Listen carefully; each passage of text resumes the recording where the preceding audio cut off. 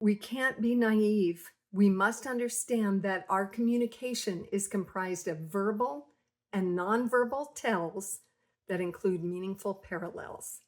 Now, there's been a very vivid reminder of this truth recently because of a video from a Coldplay concert that went viral.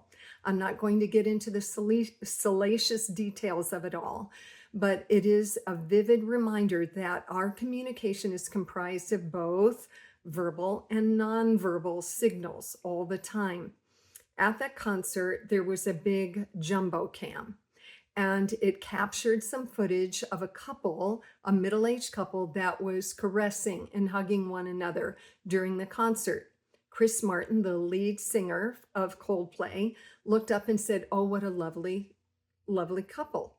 And they were caressing, embracing. The man was standing behind, and the woman is leaning up against him and smiling wistfully.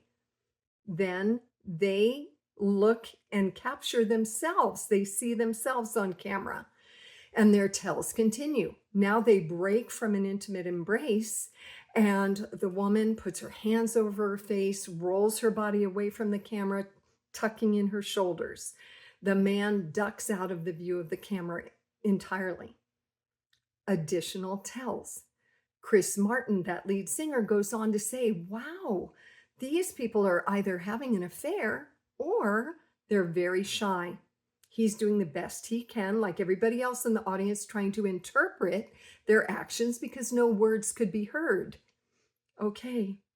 Now, the sorrowful thing is that most likely Chris Martin's first interpretation, his first guess, is accurate because we all now know that woman was not that man's wife. So, great sorrow, great tragedy happening in those families now. I'm so sorry about that. And am I encouraging us to use certain behaviors to mask and lie with our body language? Of course not. But this is a reminder we cannot be naive. Our words and our body language ideally match, they support one another. And by the way, when they don't, experts tell us we will believe the body language because it's harder to lie with our body language than it is with our words.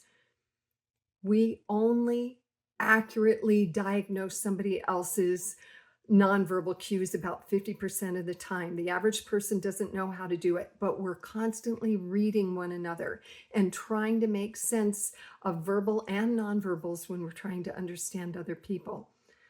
Let's not be naive and think otherwise. And those are my 2 cents.